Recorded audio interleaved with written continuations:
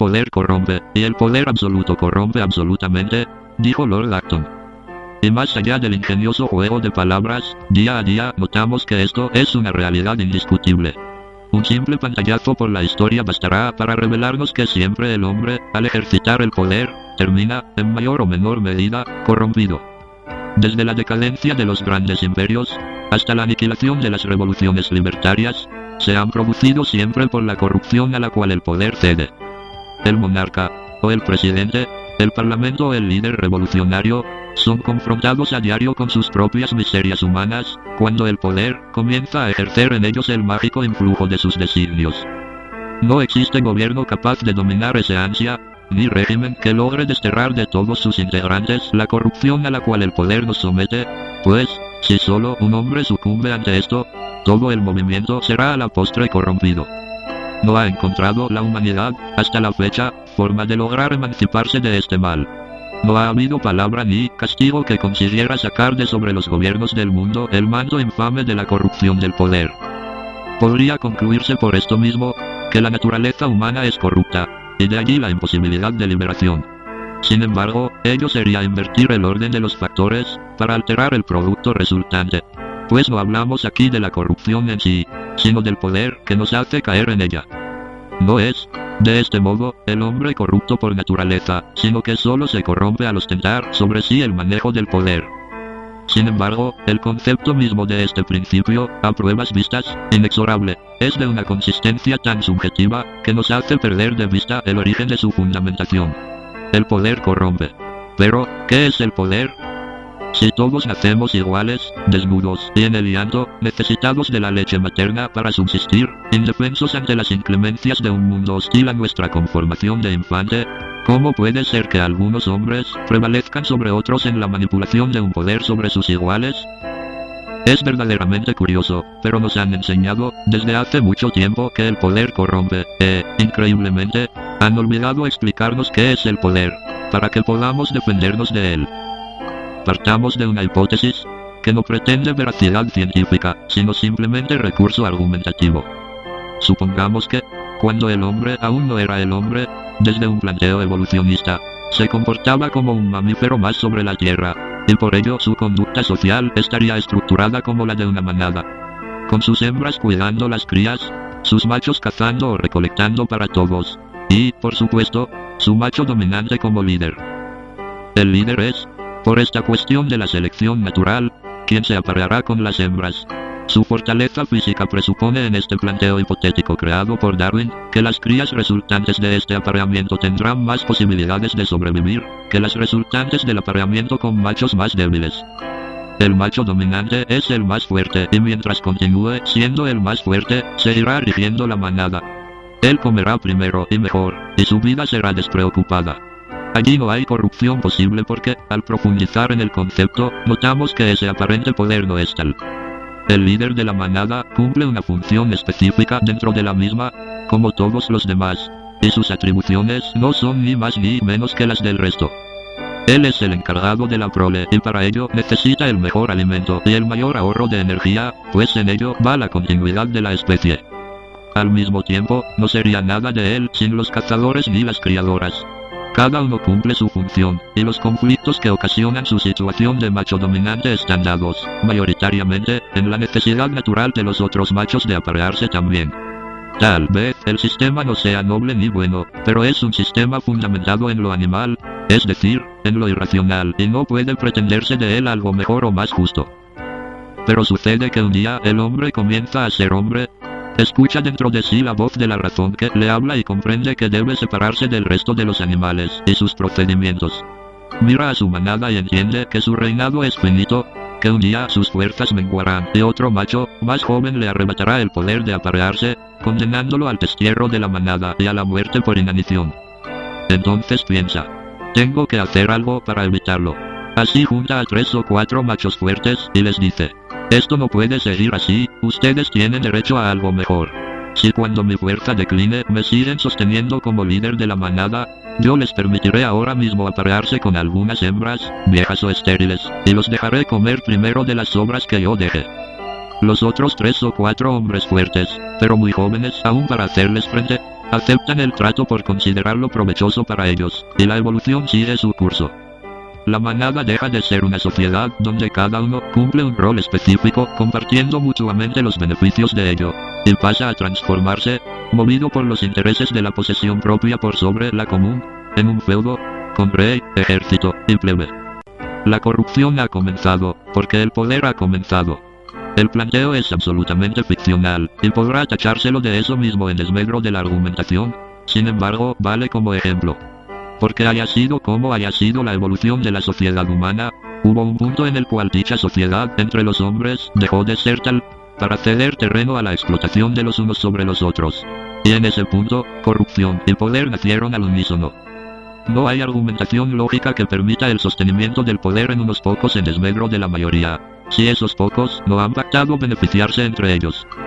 Es decir, de la única manera que la sociedad pudo haber evolucionado en la forma que lo ha hecho, es con la connivencia constante y sistemática entre poder y corrupción. Pero bien, y volviendo al ejemplo antes citado, ¿por qué los 3 o 4 hombres jóvenes aceptaron la propuesta del macho dominante? ¿Y cuál fue el recurso utilizado por este para convencerlos? Sencillamente algo que deseaban y no poseían, el derecho a aparearse. El poder nace de la posesión. Quien posee algo que el otro no posee, ostentará, a la postre, un poder sobre él. Y quien quiere alcanzar aquello que le es negado, buscará el poder para obtenerlo, aunque para alcanzarlo, deba corromper o corromperse. El poder y la corrupción están íntimamente ligados a esto. Siempre quien pretende el poder busca acceder a algo que no posee, y quienes se corrompen lo hacen para obtener algo de lo cual carecen. El acceso al poder se basa en la obtención de un algo, ya sea en el enriquecimiento personal o el mejoramiento de las condiciones sociales. Y la corrupción, ya sea en relación al poder o no, también. Así podemos ver cómo antaño un príncipe conspiraba contra su rey para llegar al trono. O, en épocas más recientes, cómo un candidato a la presidencia de un país accede a condicionamientos empresariales para financiar su campaña y ganar las elecciones. También, en esta estructura, cabe el ejemplo del líder revolucionario movilizando a la masa descontenta, o la del dictador golpeando la puerta de los cuarteles. Todo ascenso al poder, por los medios y las causas que fueran, se trata de un hombre o un grupo intentando alcanzar algo de lo cual carecen. Y esto conlleva a que en torno a él, o ellos, se reúnan una pléyade de personajes con similares anhelos. Quizá no en tanto de ascensión al poder, pero sí en tanto de obtener, merced a su cargo o posición, algo de lo cual carecen. De esta forma, si continuáramos en el tiempo el ejemplo del macho dominante y su ejército, veríamos que no pasaría mucho para que uno de los subalternos se reuniera con los otros y susurrara a sus oídos: ¿por qué tenemos que conformarnos con estas hembras viejas y estériles, y con la comida que él desecha? Nosotros unidos podríamos vencerlo y repartirnos aquello que él posee. Y hecho esto, no pasará mucho más sin que comiencen a rivalizar entre ellos mismos por la parte del otro. Pues es condición general del hombre mejorar su situación, o incrementar sus posesiones. Y así llegamos a un estamento más sutil de esta construcción argumental. Las posesiones. Si a un hombre le falta algo, apartando de esta argumentación los recursos básicos para la supervivencia, es por 2 razones, una por contrastarlo con aquello que posee, y otra es por ver que alguien más lo tiene. Si todos tuviéramos lo mismo seguramente no notaríamos qué es aquello que nos falta, y si ninguno tuviera nada, entonces nada nos faltaría. Las sociedades actuales han logrado convencer al ser humano que necesita muchas más cosas de las que en verdad le son necesarias. Sin embargo, hemos llegado a un punto como sociedad, en el cual prescindir de ellas se hace muy difícil, por no decir imposible. La vida actual, con toda su parafernalia electrónica y sobreexposición publicitaria, ha conducido al hombre y a la mujer de hoy a creer que no es concebible la existencia sin telefonía celular o acceso a Internet. Los individuos de las sociedades modernas han aprendido a relacionarse mucho más en redes virtuales que en el cara a cara. Y el número de posesiones del hombre y la mujer promedio suele superar por mucho aquello que le es en verdad necesario, o, incluso, útil. De este modo, el individuo de hoy está dividido en 2 clases.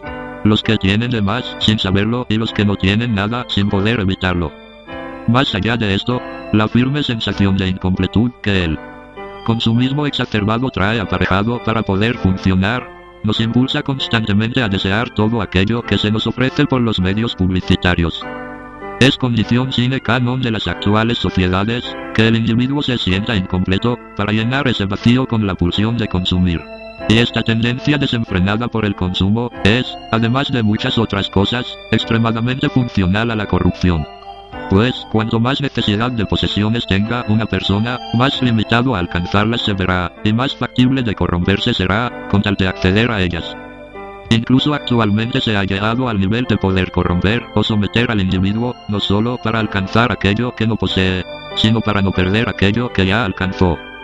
En la Edad Media, o incluso en las primeras décadas de la Revolución Industrial, el ser humano se corrompía por hambre. Los poderosos mantenían al pueblo al borde de la inanición para conseguir de ellos mano de obra casi esclava. Sin embargo, aprendieron con los años que en esos mismos hambrientos había una fuerza mucho más redituable que la simple y llana mano de obra, y esta fuerza era el consumo. Entonces se cambió el hambre por la necesidad de cosas superfluas e innecesarias. Y ahora el ser humano ya no está esclavizado a cambio de un mendrugo de pan que le permita mantenerse con vida, sino para acceder a todo aquello que le hicieron considerar indispensable para vivir.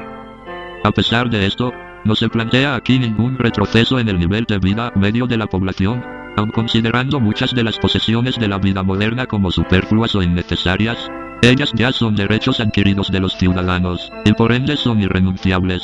Sino que solo se busca desenmarañar el intrincado y corrupto ovillo del poder.